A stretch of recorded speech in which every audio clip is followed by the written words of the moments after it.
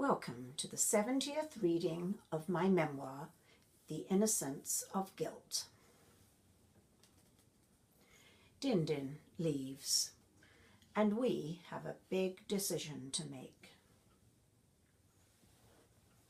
At the end of November, Brian and I went with Mom and 3-month-old Karen on the long bus ride out to Myland Hospital to visit Din.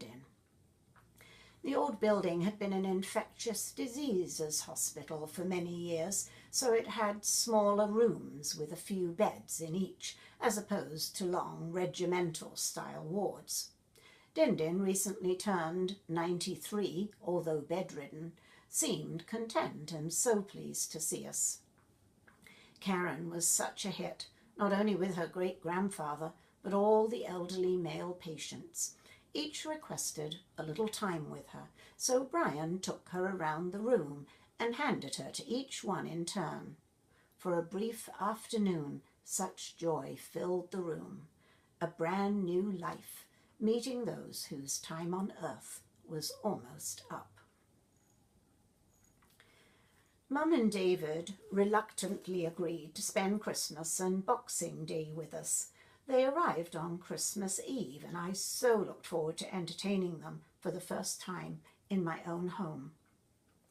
We moved Karen's cot into the lounge with us, where we slept on a Davenport sofa bed, having given up our bedroom to Karen some time before.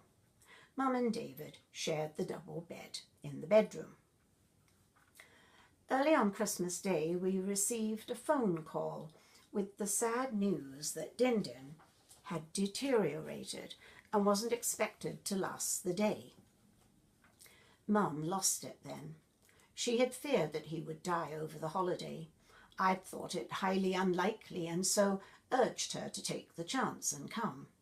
Now she blamed me for talking her into it, and we might as well have given up on Christmas right there and then. Nevertheless, we settled down to the chicken dinner, which included roast potatoes I proudly cooked the way Mum made them, trying to make the most of what threatened to be a depressing time when the phone rang again. Din had passed away quietly in his sleep. The end of our happy Christmas. Mum could not be consoled. We said he hadn't suffered, and even if she had been in Colchester, she would not have been able to get to the hospital in time, as no buses ran over Christmas. Din wasn't angry at her for her decision to come and see us, we also said, but it didn't help. She was angry at herself and at me.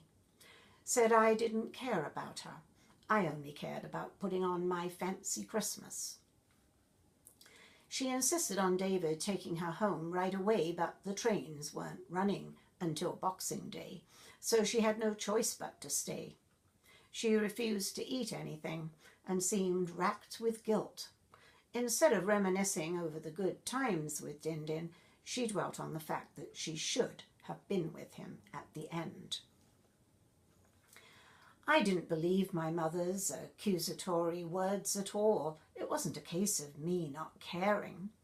The reality of his passing didn't hit me immediately, I reasoned, or possibly I didn't take it too badly, having my own family to care for.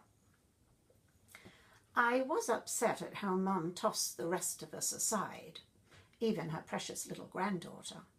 We all tried to comfort her in our different ways, but she shut us out, as if we didn't exist. She left with David on Boxing Day morning. They took the first train. Din wished to be cremated, so I was spared the horrible graveyard scene of the coffin being lowered into the ground, but unprepared for how I reacted to the cremation itself. The service took place in the small chapel at the crematorium at Colchester Cemetery. I insisted on taking Karen, although Mum tried to talk me out of it, claiming a funeral was no place for a baby. She had wanted me to leave Karen with Kay and Oliver.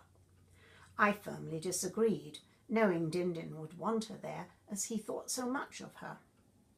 The coffin sat on a raised platform at the front of the chapel, and at the close of the hymn singing, Abide with Me and The Day Thou Gavest, Lord, is ended, Dindin's favourites, the curtains behind the platform parted, the coffin slowly moved through the opening to disappear from sight, and the curtains drew back together again.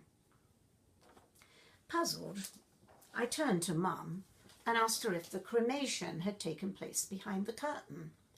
She nodded, mistakenly as it turned out that it had, and that finality cut into my heart. The thought of my dear Dindin's body being consumed by fire hurt me more than the idea of it lying in a coffin for years before it naturally disintegrated. It didn't seem to matter, though, what way we disposed of a loved one's body. Either way did nothing to dispel the pain of losing them. Later on, Mum filled me in on how close she had been to Dindin. She couldn't believe he'd gone. She said he'd always been there for her throughout all the trials of her marriage, helping her financially and keeping her company during long nights, especially during the war years. Dindin had been more of a comfort to her than her own husband, the same way he'd been more like a father to me than my own father. There had definitely been a strong bond between them, and yet she'd also found him a burden during the last years of his life. My mother was an enigma, somebody I struggled to understand. Did she feel the same regarding me? Quite possibly so. I wondered then if perhaps I had behaved selfishly the day Dindin died. I only thought about my own feelings, not how Dindin's passing had to have affected her. 1970 found me settled into the day-to-day running of our little flat and caring for our little daughter. Although I adored Karen, I soon craved some adult company. Sometimes I wished I lived closer to Mum. Despite our differences, it would have been so nice to pop in and see her for a short time. Mothers who stayed home with their babies were often called cabbages because they lacked intellectual stimulation. So I dressed Karen in a pretty frock and decided to check out all the flats in the hopes of finding a fellow cabbage or two. With her in my arms, I trudged up and down the endless flights of stone steps, knocking on door after door. Disappointing. Everyone seemed to either be at work or had school-age children. I found one mother with a baby boy the same age as Karen. She seemed friendly enough. We met for coffee for a few weeks, but it soon became obvious I bothered her with my phone calls to get together, so I stopped them. The friendship, if it could be called that, ended. Still, despite my lack of friends in the immediate area, I never gave a thought to leaving it. I always determined never to do what my father did to his family, drag us all over the place so we had no sense of belonging anywhere. I resolved to stay put, and Brian and I agreed to London being as good a place as any for us to put down our roots. We'd grown used to the constant noise, the crowded streets, the eccentricity of certain parts of it. It suited us.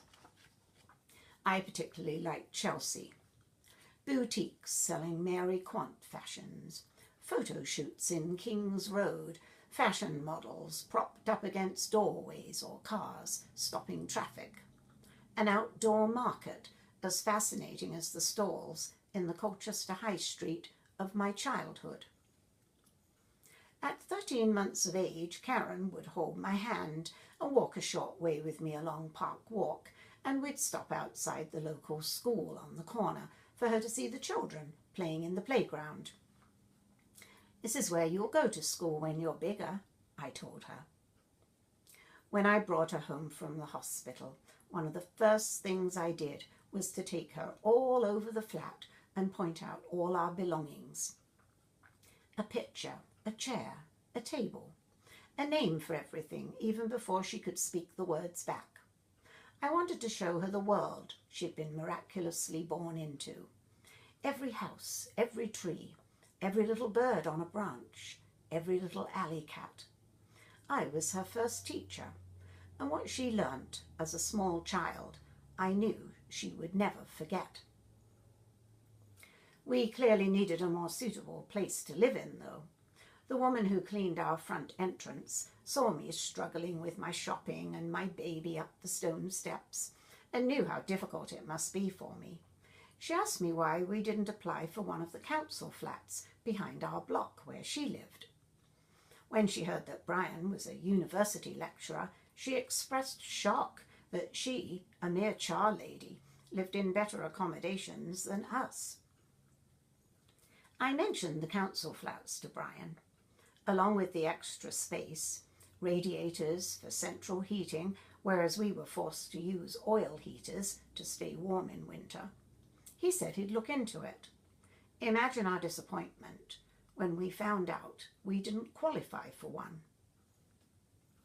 I suppose we could have stayed on in our little flat for quite some time, but we were so cramped for space, nowhere to store anything, no garden for our little daughter to play in. Brian decided to approach his parents for a loan as deposit on a house. A little financial boost and we would be on our way.